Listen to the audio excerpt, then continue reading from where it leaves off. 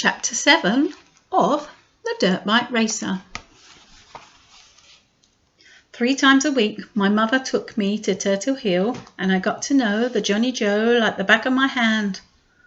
There was a Sunday meet coming up and I wanted to be in shape for it. I continued with my job at Mr. Perkins' place at least twice a week, putting most of my money toward the practice runs at Turtleback and parts for the Mini and the riding gear.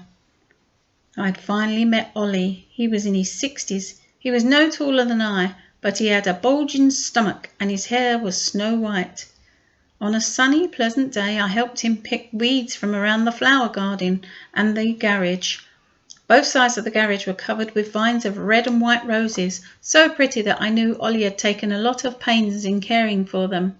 Before I knew it, 12 o'clock rolled around. "Oh, Ronnie," said Ollie, "I almost forgot. Mr. Perkins would like to see you before you leave." "Okay," I said. "See me? Why?" I washed at the sink in the garage, then went up to the house. Mrs. Kennedy let me in and showed me into Mr. Perkins' study. He was listening to a taped recording of what sounded like a boxing match. When Mrs. Kennedy informed him that I was there, he shut it off.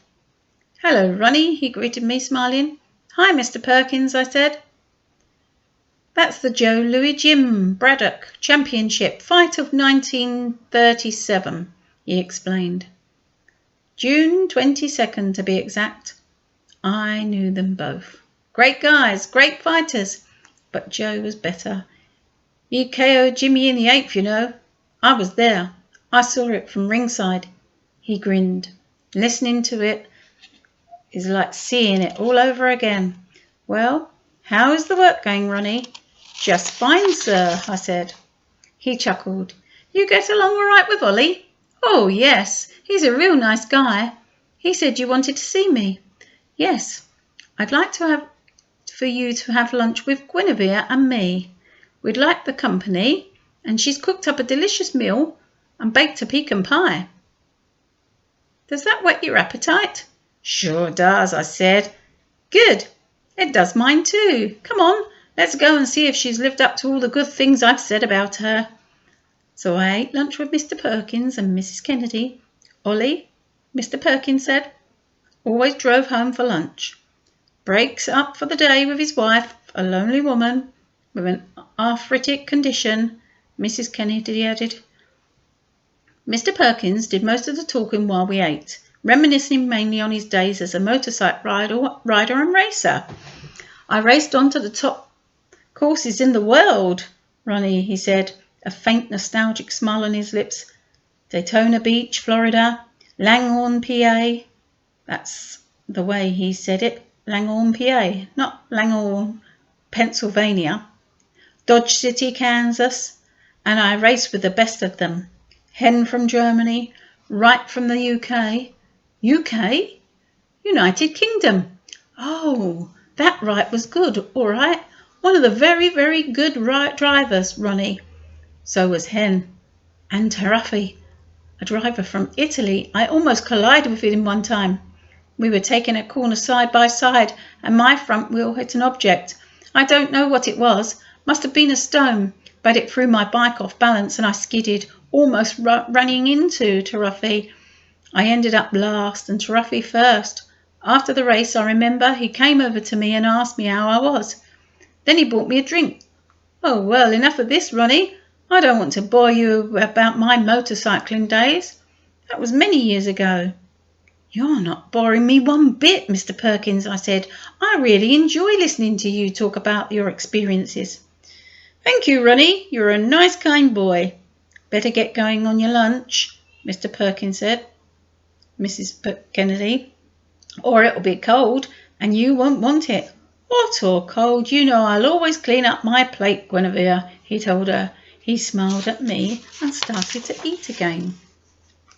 I hated to leave, but it was nearly 1:30, and then I thanked them both and left. I worked again on Friday, and Mr. Perkins paid me. He said that he expected me back on Tuesday, and I promised I'd be there. Just as I left the house, I met Mark Laverne coming up the sidewalk. It was the first time I'd seen him in almost 3 weeks. "Hi, Mark," I said. "Hi, what are you doing here? Hanging around my uncle again?" I've been working for him for quite some time, I told him. His eyes turned hostile and his jaw muscles hardened.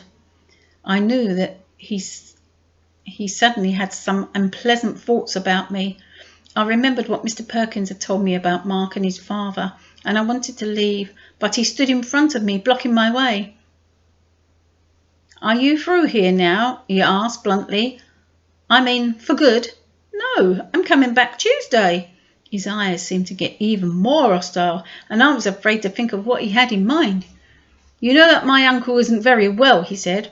"Outside of his blindness, he looks all right to me," I said. "Well, he isn't, so I don't think you should be seeing him so much. Maybe not at all." I stared at him. "Why not?" "I don't think that I'm making him feel worse by seeing him." "Maybe you're not old enough to know what's good for him. And you," he said gruffly, "how old are you anyway, Ronnie?" 12. "See? Just a kid. Anyway, I hear you've got the bike all fixed. What else do you want money for?" "To pay for my gear and keep working out at Turtleback for races." "Oh, yeah. You know what I think? I think that you think you have found a soft touch in my uncle, and you intend to squeeze every penny out of him that you can." I glared at him. What a rotten thing to say. I'm not asking him for any more jobs than I need. I started to press him. Anger burning inside me, and he grabbed my arm. Hey, wait a minute. "I'm sorry, all right, I'm sorry." I looked at him. He was smiling now, but he didn't seem genuine. "All right," I said. Anything to get away from him. "Hey, I happen to have a few bucks on me," he said. His tone completely changed, like night into day. "How about letting me spring for a couple of sodas?" I thought about the invitation a second and didn't like it, even if he wanted to make amends for the way he'd acted towards me. He still gave me the creeps. "No thanks," I said. "I've got to get home." "You sure?" "I'm sure." "Okay, see you." "Yeah," I said. He stepped aside and I went by him to my bike, which I'd left standing against a tree. When I reached it, I looked back and saw Mark walking slowly toward the house. Why was he so uptight about me working for his uncle, I thought? What wrong could he see in that anyway? End of chapter 7.